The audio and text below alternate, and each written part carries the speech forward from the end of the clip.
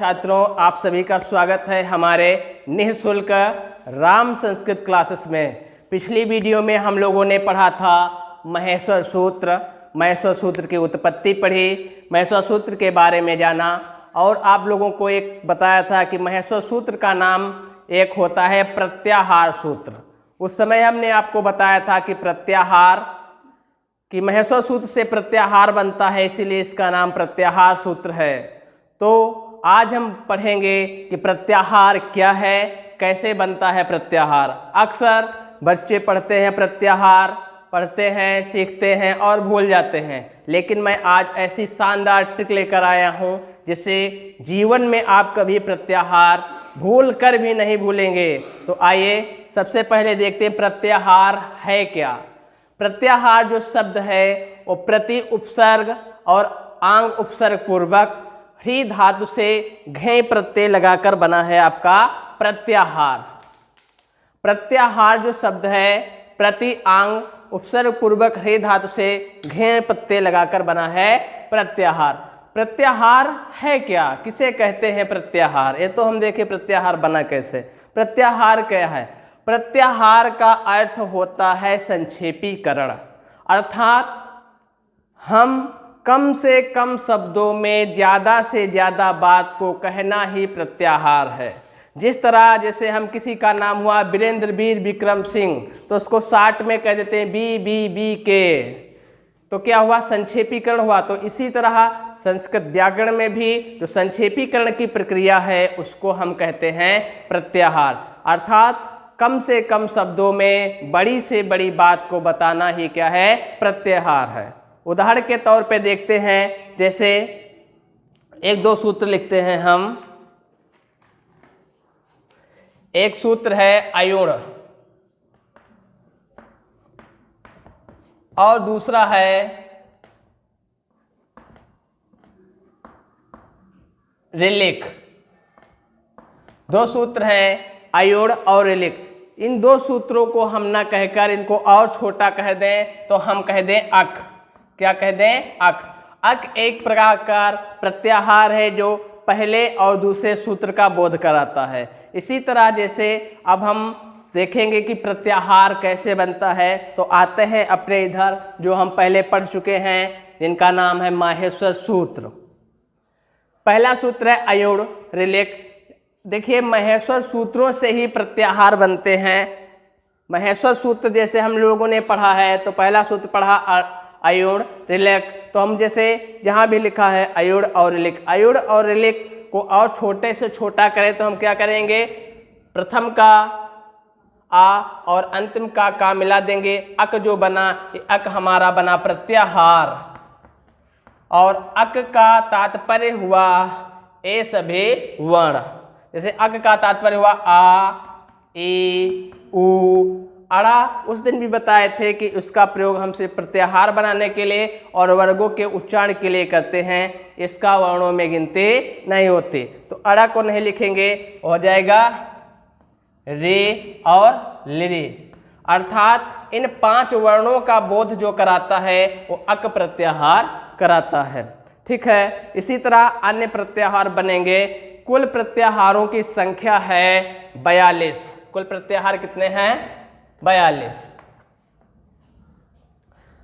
तो कुछ प्रत्याहार हैं आज हम बनाएंगे और सीखेंगे।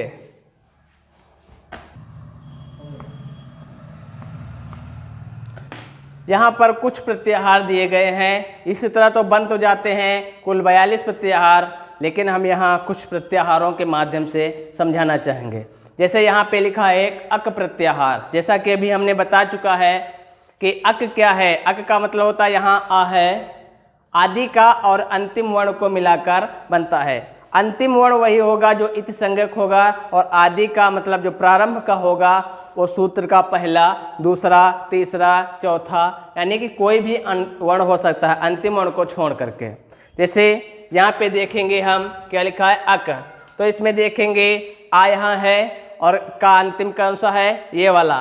का तो वैसे यहाँ भी है, लेकिन इस का से मतलब नहीं है, क्योंकि हलंत का ही देखा जाएगा, जिसको हम कहते हैं इति संज्ञक। तो ये का यहाँ वाला होगा। तो अयुण का मतलब अक, अक का मतलब होगा पहला और दूसरा सूत्र। तो अक में कौन कौन से वर्ड आएंगे? आ आएगा, ई आएगी, ऊ आएगा, और फिर से बता रहे हैं कि अड़ा जो संज्ञक है इसका प्रयोग नहीं किया जाता है, और री आएगी और लिरी आएगी। इन 5 वर्णों का बोध कराता है अक प्रत्याहार। अब दूसरा प्रत्याहार जैसे हम देखते हैं अच, दूसरा क्या है? अच। तो अच का मतलब होगा आ से शुरू होगा और चा तक जाएगा। तो आप यहाँ पे है और चा कहाँ पे है? चौथे सूत्र का अंतिम चा है, अयौच। तो आ अच में आएगा आपका आ, ई, ऊ, अड़ा नहीं गिना जाएगा, रे, लिरी, ए, ओ, आए और आओ। इतने वर्ण आएंगे आपके अच प्रत्याहार में। इसी तरह जैसे अब हम देखते हैं एच। एच में तीसरे और चौथे सूत्र। अच उस दिन भी बताए थे कि अच क्या है। अच में संस्कृत वर्णमाला के सारे स्वर समाहित हैं, इसलिए संस्कृत स्वरों को हम अच कहते हैं। देखिए इसमें सारे स्वर आ गए हैं। संस्कृत की वर्णमाला में स्वरों की संख्या 9 होती है, जो कि हम पहले बता चुके हैं। एच में देखिएगा तीसरे और चौथे सूत्र आएंगे। इसमें ए आएगा, ओ आएगा और आए आएगा और औ आएगा। इन चार वर्णों का जो प्रतिनिधित्व करता है वो एच प्रत्याहार है। इसी तरह यदि हम एड़ देखें तो यहाँ शुरू से नहीं, मध्य से भी बता चुके हैं कि मध्य का भी कोई वर्ण हो सकता है। तो मध्य में क्या है? या, वा, रा, टा इत संज्ञक है, यह नहीं लिखा जाएगा। और क्या लिखेंगे? ला, अड़ा भी इत संज्ञक है, ये भी नहीं रख सकते। तो यानी कि या, वा, रा, ला, यह जो है यण प्रत्याहार बोध कराता है। और इसके आगे जैसे और हम एक प्रत्याहार देखते हैं, जस प्रत्याहार।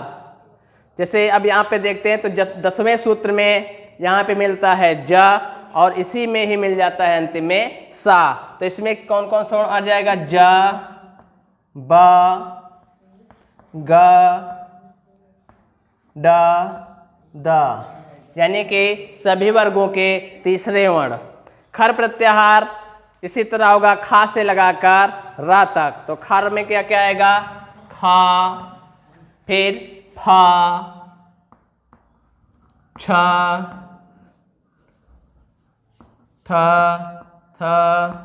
च, फिर त, वा नहीं आएगा, का आएगा, पा आएगा, या नहीं लिखा जाएगा, और तीनों स आएंगे, और रा भी नहीं लिखा जाएगा। यानी खर का मतलब हुआ इतना। तो आशा करते हैं आप लोग जरूर ही सीखे होंगे प्रत्याहार बनाना, और आप लोग घर पे भी ऐसे प्रत्याहार बनाइए जिससे आसानी से सीख जाएंगे। हाँ, एक बात जरूर है कि आप लोगों को महेश्वर सूत्र याद होने चाहिए, तभी बनेंगे प्रत्याहार। यह प्रत्याहार आपके मैट्रिक क्लास में ही नहीं बल्कि आपकी आगामी प्रतियोगिता परीक्षाओं में भी बहुत ही महत्वपूर्ण है। आशा करते हैं आप लोगों को वीडियो समझ में आया होगा। तब तक के लिए धन्यवाद। चैनल को लाइक करिए, सब्सक्राइब करिए और अपने दोस्तों मित्रों में शेयर जरूर करिए। धन्यवाद।